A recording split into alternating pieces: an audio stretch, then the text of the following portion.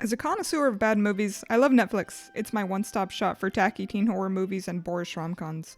One of my more recent finds is a movie called Truth or Dare. It's not the worst nor the most memorable. It's just perfectly adequate mid-range trash. Just the sort of thing I love to dig into. The movie involves 8 teens playing a game of Truth or Dare that goes horribly wrong.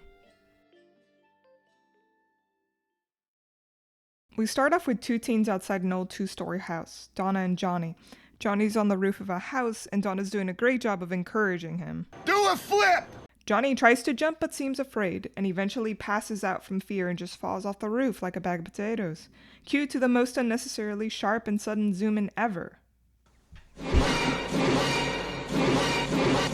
Once Donna sees Johnny's strangely posed body isn't moving, she heads back to the house. Within moments, she finds a horrible message scribbled on the mirror, daring her to pour a bucket of acid on her head. Thinking quickly, Donna makes a paste of some kind using baking soda and water. We assume she's hoping to counteract the acid in some way and lessen the damage, and ordinarily I'd say this is clever, but then she goes ahead and pours it like this.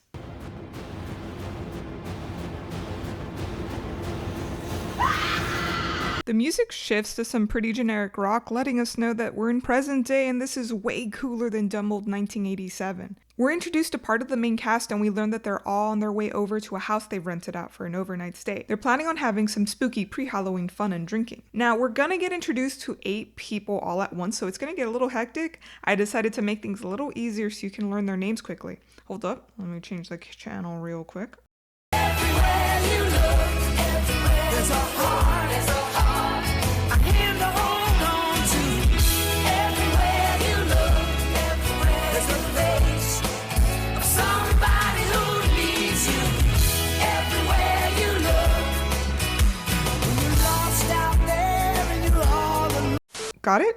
Bestie 1 is dating Chad. Vegan is dating Sports Boy, and it's her first time being introduced to the group, and they're all friends. That's all you really need to know. They arrive to the house and Catgirl gets out of her car to reveal she is dressed like a cat, even though no one else dressed up. Vegan meets the group, and guess how long it takes her to let everyone know she's vegan.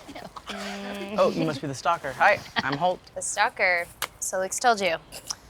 I'm also vegan, so I might as well put that out there now. Oh, I'm not a vegan. This bag is full of meat. I like meat. Bag full of meat. Bag. Yeah, my lady. There you go. I'm just teasing. I love tofu. Let's talk about Holt for a moment. Just for a moment. Look at him. Look at him and tell me this is a teenager. No one? Yeah. Is it the shoes? Or the high button shirt? Or this hat? Is it this hat? This hat? That he insists on keeping on for most of the movie, and that actually makes you acutely aware of how much older he looks than the rest of the teens? Honestly, if this movie implied that this was an undercover chaperone hired by the parents, I wouldn't bat an eye. This guy's in his early 30s. Change my mind.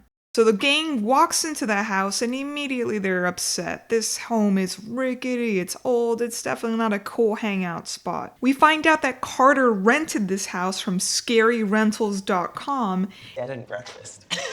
Carter explains how in 1987, teens played Truth or Dare and all of them but one died a horrible, painful death. One of the girls asks, what happened to the survivor? And Carter says that no one has seen her since. But the rumor is that if you did see her, which you wouldn't, because Carter, you just said that no one has seen her since, that her face would haunt you forever. If no one has seen her since, who confirmed the rumor that her face would haunt you forever? Okay. I'm sorry, that sounds dumb. It's like something an 8-year-old would come up with. Okay, moving on.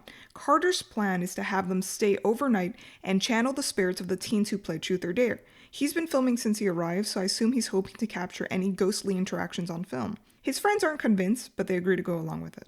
We finally get to the meat and potatoes of this movie, the game of Truth or Dare. Carter convinces everyone to play it just like those dumb teens did back in 1987. The teens eventually give in and we get lots of shots of Bestie 2 slouched on a chair.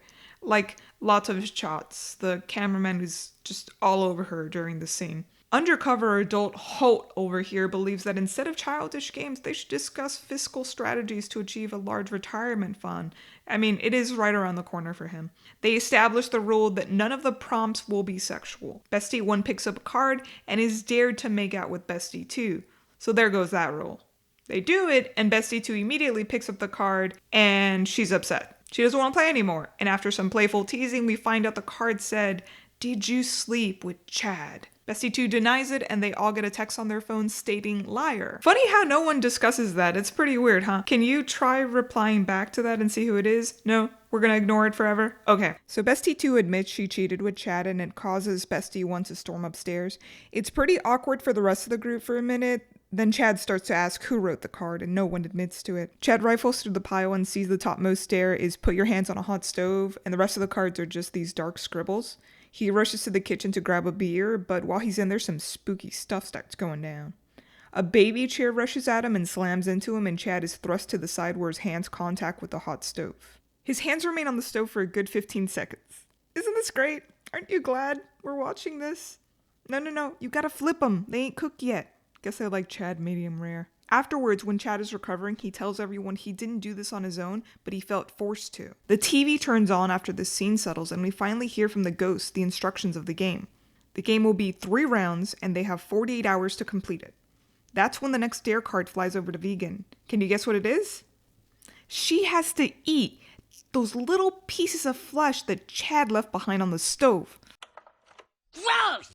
They try to escape, but they're stopped by CGI wood planks, and so they agreed they must proceed with the game. Vegan has to do her dare. She eats some of it, gagging the whole way through. This is one of the more stomach-turning parts of the movie. I had to look away because it grossed me out too much. The phone rings, and Bestie 2 answers it.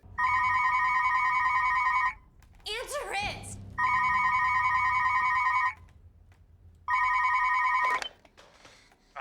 Hi, this is Sam. And I am calling you from the technical department regarding your computer.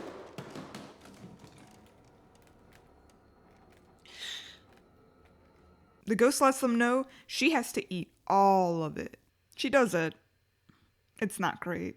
Everyone's freaked out, but the game has to go on, so being the adult of the house, Holt steps up and picks up the next dare. He's asked to grab a pair of exposed wires, the shock of which will surely kill him. Chad geniusly comes up with the plan to tackle Holt with a blanket the moment he grabs the wires, and through their clever thinking, they're able to save him from death.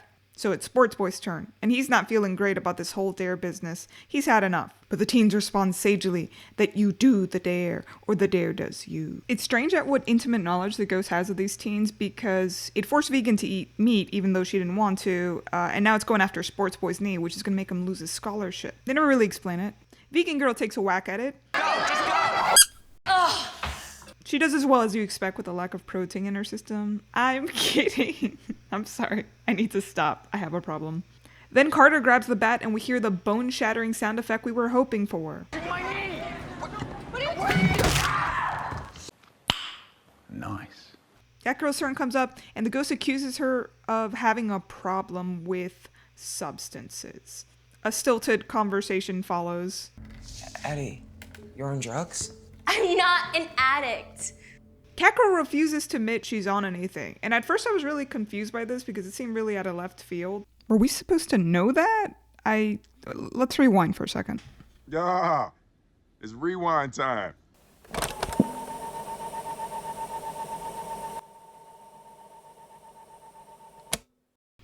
Huh.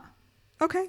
Yeah. So upon watching it again, there is a 3-second long clip of her taking some kind of meds. We I guess should have inferred that she's hooked. Wow. Mr. Holt had to nearly die from electrocution, and Chad had to flambe his hands. But she's just got to be like, yeah, I'm hooked. Wink, wink, guys. You know, hashtag just for the ghost. But instead she denies it and tries to leave, despite all of them warning her. The ghost sneezes or farts, whatever. There's just this big gust of wind and then just pushes her onto a pipe sticking out of the ground. And we see Catgirl dead on the ground. The next scene takes place at a hospital, and we see Carter the cameraman trying to explain to the cops what's going on. And they're handling it as well as you would expect. Ghosts? Pff, you crazy kids and your Twitter and your memes and your TikTok challenges. So Sports Boy is in the hospital, and Catgirl is dead. The police rule it as an accident along with everything else that happened that night. Carter complains that the police have tiny brains to not comprehend true evil. I don't know about that. But wait, Carter has everything on film. Well, the ghost is actually a hacker and has deleted the footage, or made it all staticky. I don't know, they don't really talk about it. The gang goes their separate ways, much of their friendships fractured by the traumatic events they've gone through and the loss of Catgirl. The besties are unable to mend their friendship because of the affair that took place, and Carter's in his room watching old footage of Catgirl in slow motion? Why? Apparently the camera's also on for some reason, even though he's just at his desk and not doing anything remarkable. And it starts tracking something in the room. He looks through the display and it's Catgirl. She asks him how long he's been in love with her, which, well, I didn't even know that. I mean, they don't really drop hints of that except that in the beginning when he filmed her and essentially catcalled her. It really doesn't mean much to you as a viewer. I mean, you feel kind of bad for him, but there's no emotional investment in either of these characters to add impact to this development. We only knew Catgirl for all of 3 minutes of screen time. Anyway, Ghost Catgirl takes a page from many online trolls and tells Carter to hang himself. Remember guys, if you don't do the dare does you. So Carter tries to run, but instead ends up getting nixed while having his final moments streamed to all his friends. I guess it'd be streaming on Twitch. Probably IRL category. Oh, I mean, IRD. Anyway, the group tries to save him, and apparently they're all on campus when this happens. So they rush up to the door and start slamming on it over and over. I love how there's this little whiteboard on Carter's door, but there's only one comment, and it's that Carter sucks. There's nothing else. It's fantastic. Anyway, he dies. With that, the ghost tells the group that signals the start of round 2. So Bestie 1 decides to do some online research and finds out that there is one survivor left from the original Truth or Dare game. Remember? The girl with the haunted face? The one that no one has ever seen since the incident? Yeah, she was on the second page of Google. So Bestie 1 finds out where the girl is, Donna Boom, and puts on her shoes in a hurry because they have to head out right now.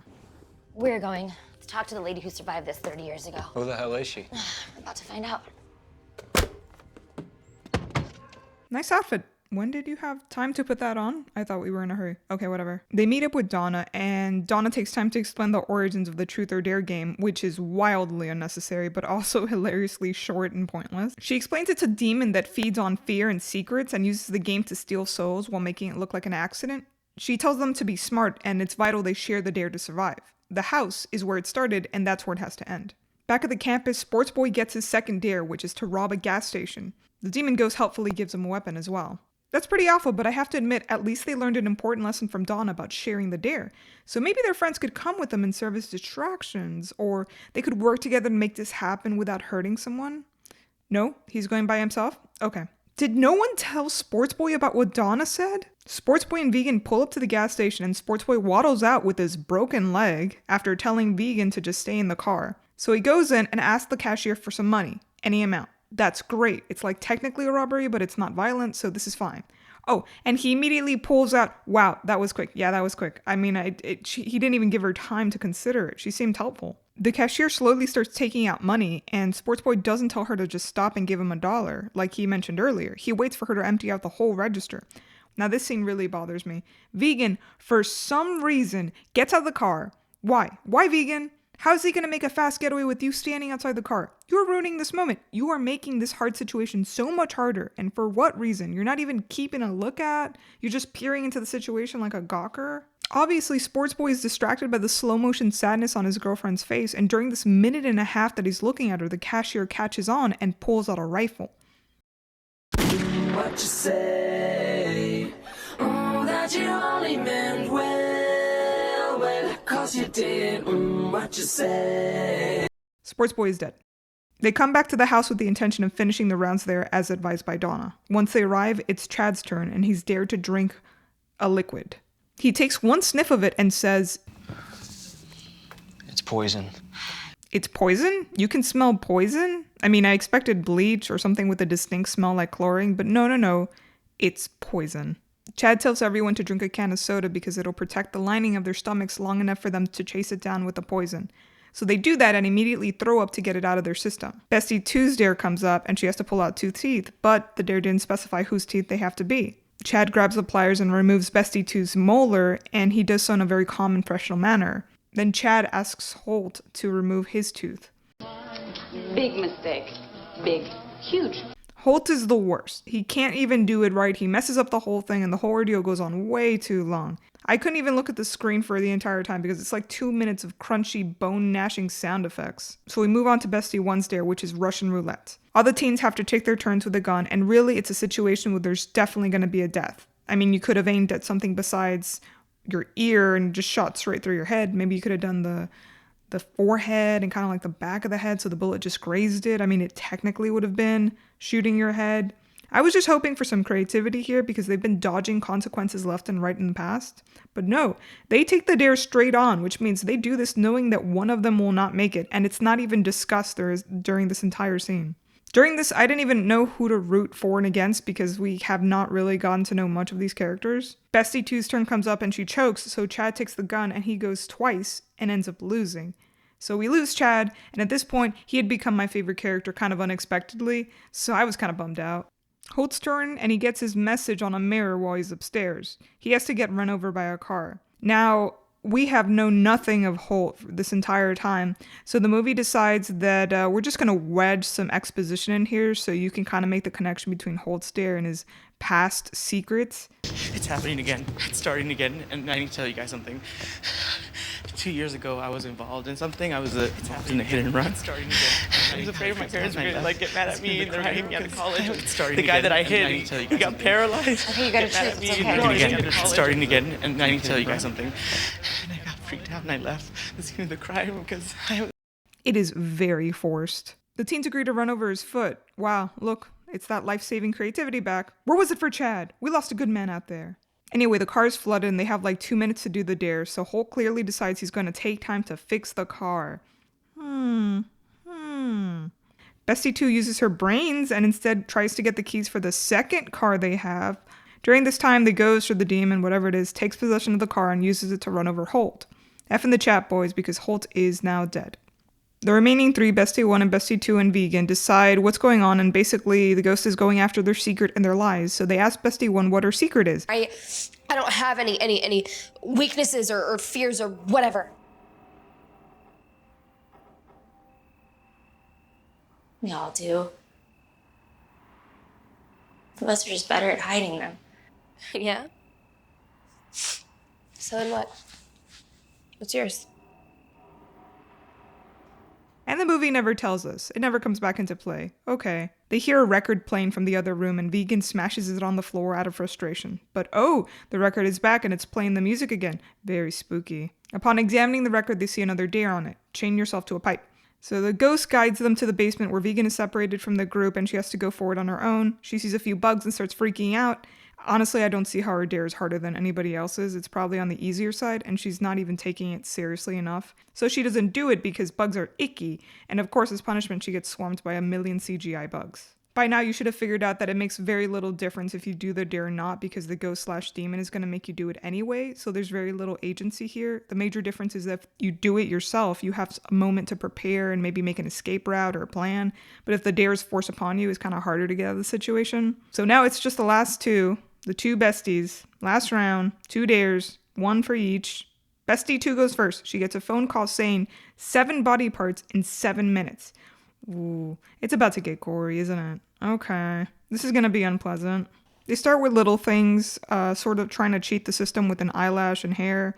But the ghost demon thinks that's cheating, and he gets pissed. Come on, no technicalities. Will you get on? Come on! I'll save you the gore, but they start hacking away at their body parts. It's a gruesome scene. It's kind of what this movie's been doing the whole time. It's not really scaring you. It's just making you uncomfortable. One of the weird things is they go after a foot, which is kind of weird. I mean, you could have kept going after your fingers, but you're just going to give up walking just like that? Okay. They do the dare and immediately get in a car and start heading off to the hospital. But remember, Bestie 1 still has to do her dare, and it's coming up. So the GPS tells Bestie 1 to kill her. This is the last dare. One of them will die and one of them will live. Bestie 2 selflessly tells Bestie 1 to live. She's willing to sacrifice herself.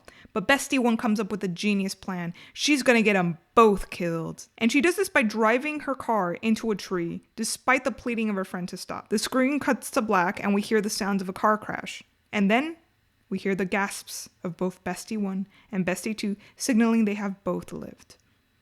And what happens then? Well, I don't know because that's just how the movie ends. Why would you leave it like that? If you don't do the dare does you, so does that mean the demon ghost is going to kill Bestie 2 anyway? I don't know. It's not satisfying, and I don't know what to tell you. As stated earlier, I won't bash the movie for being the worst of its genre, but it leaves a lot to be desired. There's a few practical effects here and not a whole lot of CGI to distract you from the content. Unfortunately, a lot of the characters feel like an afterthought. There's not much to them. They're just kind of horror movie fodder. And the movie kind of relies on these shocking secrets or obsessions to kind of give depth to the character and just make them look like they're a real person, but they're really not. That's just all that there is about them.